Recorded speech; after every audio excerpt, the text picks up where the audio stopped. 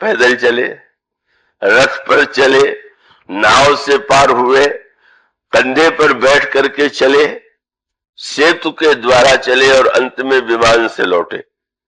ये रामायण का दर्शन है प्रभु के चरित्र का। हर प्रसंग में तो आप देखेंगे, कभी भगवान राम विश्वामित्र के साथ जा रहे हैं, दशरथ जी ने क्या ये नहीं कहा होगा कि महाराज आप रथ पर दोनों पुत्रों को लेकर के बैठ जाइए, पर उन्होंने कहा नहीं, तुम्हारे पुत्र तो मेरे साथ पैदल ही जाएंगे। कितनी कड़ी परीक्षा है। पर वे बताना चाहते थे कि रथ पर बैठ करके तो बहुत सी लड़ाई जीत लेते, पर राम के पास जो रथ है वो रथ उनके जीवन का है, उनके सद्गुणों का है। मानो जो श्री राम अपने हर यात्रा में, हर चरित्र में वही करते हैं जो सेतुत्व का स्वरूप होता है। तो चलने में बड़े प्रसन्न हुए और तब वह सेतु नया बना। ब्राह्मण क्षत्रिय के रूप में तो सेतु वे थे ही, लेकिन जब गंगा के किनारे केवट से बातें होने लगी, कहां नगर कहां गांव, दो शब्द ही साहित्य में बने हुए हैं, गंवार और नागर। नागर माने बुद्धिमान, गंवार माने ना समझ। पर इसका मूल उद्गम कहां से हुआ? नगर से नागर और गांव से गंवार। मानो नगर वालों ने मान लिया हम तो चतुर होते ही हैं, गांव वाले गंवार होते हैं। तो प्रभु तो सबसे पहले गंवार से मिल गए। केवट गांव का ही रहने वाला था और बोला भी तो गंवारों की तरह बोला। अब भगवान राम खड़े हैं, वो बैठने को भी नहीं कह रहा है। भगवान राम कह रहे नाव ले आओ, कहते मैं नहीं ले आऊंगा। भगवान राम से कहता मैं आपका मर्म अच्छी तरह से जानता हूं, मैं डरता होता नहीं हूं। श्री कह देता है कि लक्ष्मण क्या कर लेंगे, बहुत होगा तो बाण मार देंगे। और सब कहने के बाद कह देता है कि मैं आपकी शपथ लेता हूं और आपके पिताजी की शपथ लेता हूं। अशिष्टता की पराकाष्ठा है। कोई अपने परिवार के सदस्य की अपनी शपथ ले, पर कितनी अटपटी भाषा। प्रभु ने जो नया सेतु बनाया कितना चतुर था। केवट ने कहा कि न हो तो आप लगता है कि आपको ये भ्रम तो नहीं है कि मैं चरण धोना चाहता, मुझे बिल्कुल कुछ नहीं, मुझे तो चिंता नाव की है। आपका चमत्कार तो मुनियों के लिए ठीक है कि आपने पत्थर से मुनि की पत्नी को उतार दिया। महाराज कहीं अगर मेरी नौका को भी आपने पत्नी बना दिया तो मैं तो महासंकट में पड़ जाऊंगा। इसी परिवार का पालन करने में मेरी समस्या है। एक पत्नी और अगर हो गई तो पातबरी सारी सकल सुध बारे बारे, केवट की जाति कछु कहू वेद न पढ़ाई हो। और दूसरी पंक्ति गोस्वामी जी कवितावली रामायण में कहते हैं कि केवट ने प्रभु से पूछा घरनी घर क्यों समझाई हो जू। महाराज नौका जब आप नारी बना देंगे मैं लेकर के जाऊंगा और पत्नी झगड़ा पर तुलेगी तो मैं समझाऊंगा कैसे? ऐसी अटपटी भाषा, ऐसा कभी तो लक्ष्मण जी ने नहीं सुना थी ऐसे बात, जनक नंदिनी तो सुनी नहीं था, लेकिन प्रभु को खूब हंसी आई। चलो बहुत दिन बाद नई भाषा, नई शैली, और गोस्वामी जी कहते कितना आनंद।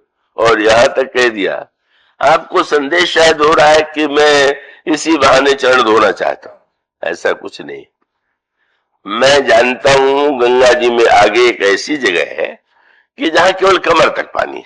मैं स्वयं चलूंगा, आगे आगे चलूंगा और आप लोग पार हो जाइएगा। न चरण धोना ना होगा, न नाव पर बैठना होगा, आप पार हो जाएंगे। ये भी गोस्वामी जी कवितावली रामायण में कहते। उसने कहा यही घाट थे थोड़ी को दूरी है, कटिलो जल था दिखाई हो दूर, पर से पग धूर तरी तरनी घरनी घर क्यों समुझाई हो जू, तुलसी अवलंबनान कछू लरिका के भांति जी आई हो जू। क्यों कह रहा है? ये डर नहीं लगा कि अच्छा भी चलो? केवट अच्छी तरह मर्म जानता था। जो दावा किया था कि आपका मर्म जानता, वो बिल्कुल सही दावा था। कहा ही तुम्हारे मर्म में जाना क्यों कह दिया?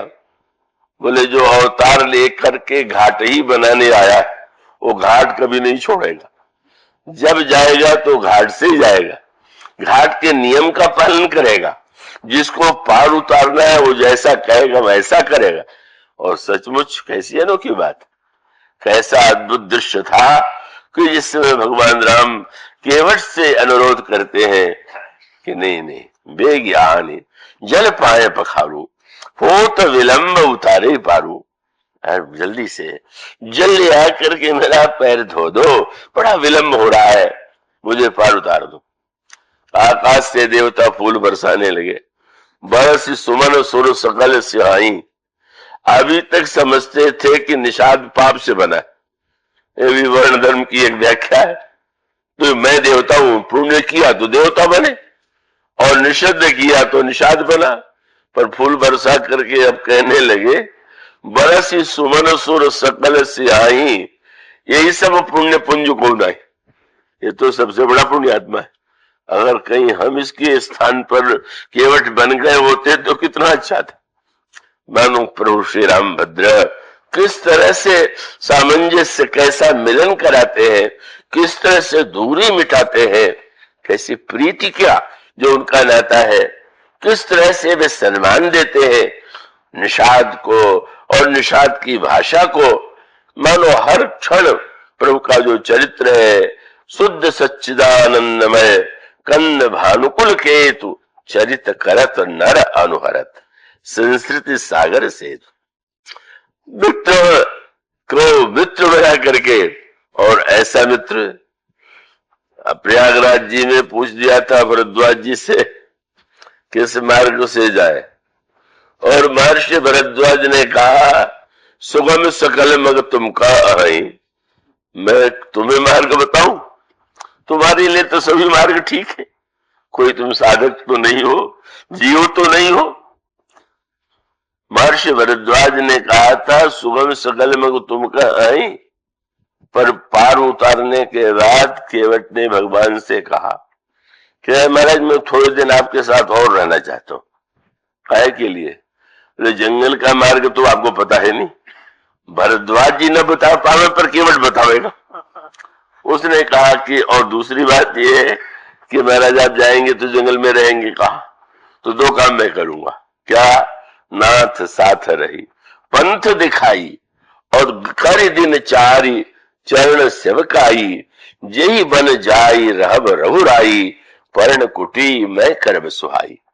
आपको मार्ग दिखाऊंगा और वन में आपके लिए कुटिया बना दूंगा, कुछ दिन आपकी सेवा करूंगा, उसके बाद तो चले आओगे ना। बोले नहीं नहीं पुनी मोही कहां जैसे हो बर जाई, आप चाहेंगे तो वही रुक जाऊंगा और नहीं तो फिर मैं लौट भी आऊंगा।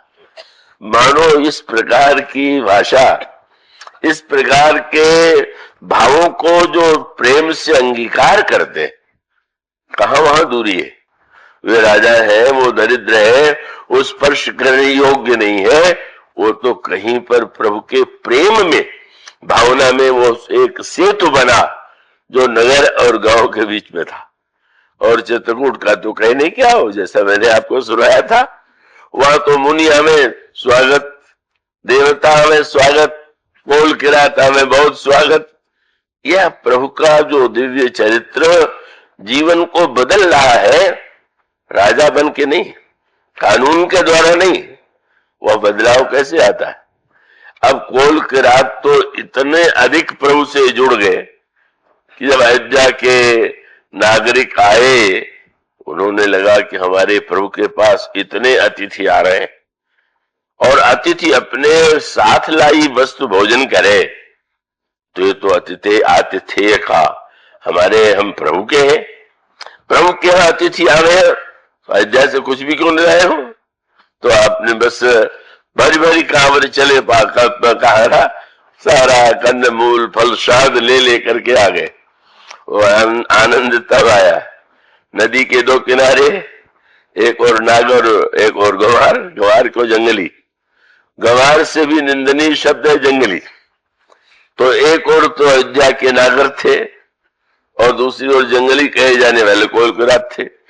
और संवाद क्या हुआ, अयोध्या के नागरिकों ने सोचा कि ये बेचारे गरीब हैं और इन्होंने यही सोचा होगा कि ये अयोध्या से राजा और उनके धन के समृद्धि से युक्त आए हैं, ये अवसर अच्छा है व्यापार करने का।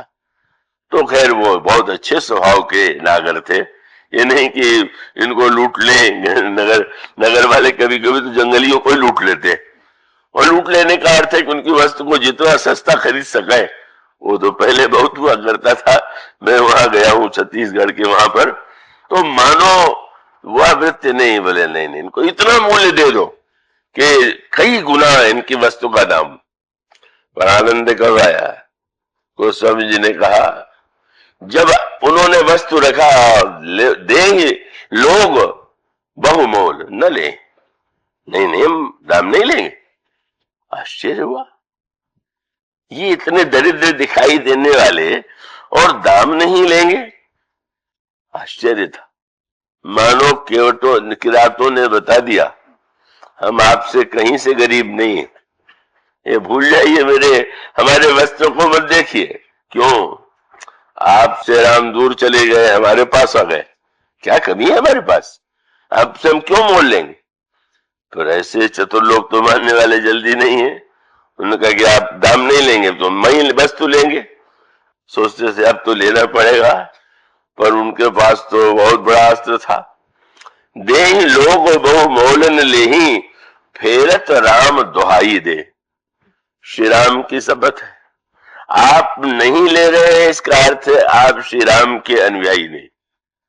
क्या हुआ, पूर्वजन प्रजो चाहिए जैसा राजा, बोले हम लोग दोने में फल लेकर के आए और श्री राम ने इतने प्रेम से स्वीकार किया, और आज आप लोग यही मान रहे हैं कि हम दरिद्र हैं और आप बड़े इसलिए नहीं लेंगे। श्री राम कितने उदार हैं कि हमारे दोने और फल को लेकर के आनंदित होते हैं, क्या क्या सुंदर फल लाए हो। और इसलिए आप लोग राम के निकट रहने के बाद अगर करते हैं तो आपका कार्य राम की मर्यादा के विरुद्ध। जो ही यह शब्द अयोध्या के नागरिकों को ने सुना, अपनी नागरिकता का, अपनी बुद्धिमत्ता का, अपने धन का अभिमान सब चला गया। गोस्वामी जी कहते हैं तुलना करने लगे, कहा हम और कहा ये निषाद, ये कोल, ये किरात, नर नारी निद रही, नेह निज सुनी, कोल विल्लन की गिरा। कुछ नहीं, हम अगर समृद्धि में रह करके कुछ धन दे दे तो और बात है, पर इतने बाह्य दृष्टि से दरिद्र होते हुए भी कुछ नहीं इनके सामने। ये जितना श्री राम से प्रेम करते हैं, हमें उतना प्रेम नहीं। यह भावना उत्पन्न हुई और गोस्वामी जी ने कहा कि पहली बार इतिहास और प्रकृति का नियम बदल गया। क्या, तो तैरने के लिए जो अनेक उपकरण होते हैं उसमें लौकी का उसका बना करके भी पार होते हैं, हल्की होती है। तो अगर लोहा हो और नदी में डालें तो डूब जाएगा, लौका डालें तो वो तैरेगा। तो तैरने वाला पार यदि चाहता है तो लौके के सहारे पार होगा, लोहे के सहारे तो डूबेगा। पर आज गोस्वामी जी ने कहा तो उलट गया नियम। क्या, नर नारी निजरे ने निज सुनी, कोल विल्लन की गिरा, तुलसी कृपा रघुवंश मण की, लोहे लौका तेरा। आज लोहे ने लौके को पार कर दिया। अयोध्यावासी चतुर तैराक होते हैं ना, अयोध्यावासी तैराक थे और ये लोहा डूबने वाला है, हार क्यों गए। बोले सर्वत्र पार हो जाना बुद्धिमत्ता है, पर प्रेम में डूब जाना ही विशेषता है। बस वहीं पर हार गए, क्योंकि लगा कि हम लोग बड़ी बुद्धिमानी दिखाते ही रह गए और ये तो वस्तुतः प्रभु के प्रेम में ऐसे डूबे हुए हैं, आज तो इनके सहारे हम पार होंगे। नर नारी निद्रई नेह निज सुनि, कोल विल्लन की गिरा, तुलसी कृपा रघुवंश मण की, लोह लय लौका तेरा। आपस में बातचीत होने लगी। ऐसे किरात, ऐसे कोल तो कभी देखने को नहीं मिला।